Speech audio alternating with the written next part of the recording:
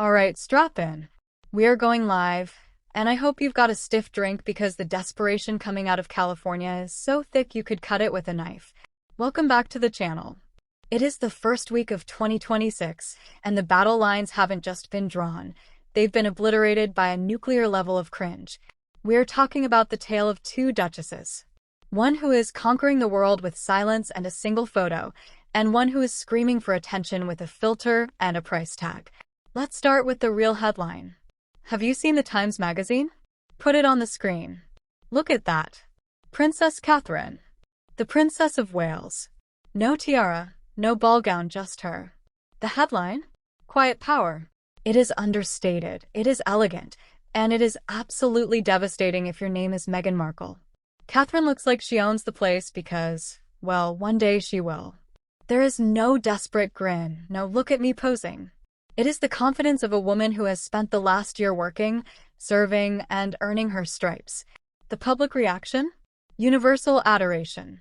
The internet didn't just break, it bowed down. It is the kind of respect you cannot buy, no matter how much you pay your Sunshine Sachs PR bill. But, of course, we couldn't just enjoy a moment of royal dignity, could we? Oh no. Because down in the beige bunker in Montecito, the Kate shining alarm started flashing red. And right on cue. Literally, I mean, you could set your watch by the predictability. Meghan drops the bomb.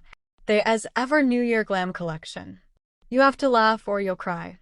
Just 48 hours before Kate's cover hits the stands, suddenly Meghan's Instagram grid wakes up from the dead. And what do we get? A candid dump of photos that are about as candid as a toothache. The centerpiece? A black and white shot of Harry and Meghan in a field, staring into each other's eyes like they are filming a trailer for a Hallmark movie that went straight to DVD. Oh, look at us. We are so in love. We are so happy. Please don't look at my sister-in-law on the magazine stand. It is pathetic. It is the pick-me energy of a teenager who sees their ex-boyfriend doing well and posts a thirst trap to prove they are winning. Who stands in a field like that? Who brings a photographer to a private romantic walk? I'll tell you who. A couple who treats their marriage like a brand activation. It feels rehearsed. It feels stiff. It feels like they are trying to convince us, or maybe trying to convince themselves, that everything is fine in paradise. And then we get to the aesthetic. The hat mom vibes. Good grief. Every single photo in this collage is a catalog shot in disguise. You've got Meghan in the wide-brimmed hat, which, by the way, is conveniently tagged for purchase. You've got the rustic basket, the linen shirt, the carefully placed jewelry. She isn't sharing a life update. She is sharing an inventory list. This is the commercial hypocrisy that makes my blood boil. Harry spent years lecturing us about how the media commodifies people, how the clicks and flashes traumatized him. And yet, here is his wife turning their private family New Year into a QVC segment. As ever isn't a lifestyle brand. It's a desperation brand. She is trying to sell you the idea that she is this relaxed, wealthy, unbothered California mom. But real unbothered moms don't need to link their outfits. Real unbothered moms don't need to soft launch a jam jar in the corner of a selfie.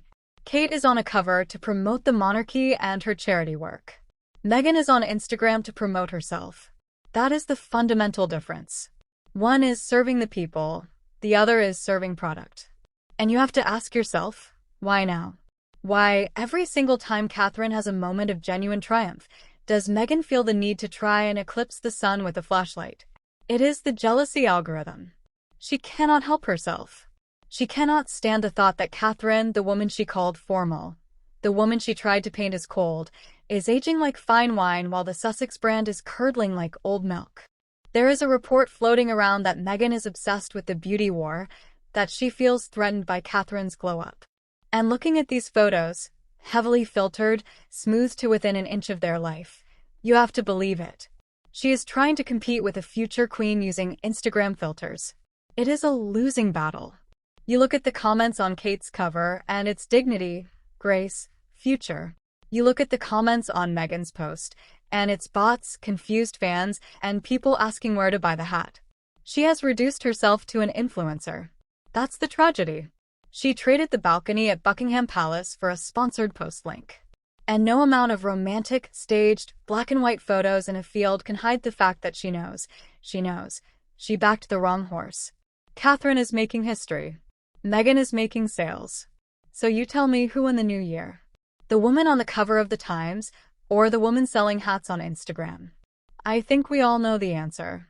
Authentic royalty destroys staged PR every single day of the week. Smash that like button if you're Team Kate, and let me know in the comments. Do you think Harry looks happy in that photo, or does he look like he's just waiting for the director to yell cut? I'll see you in the next one.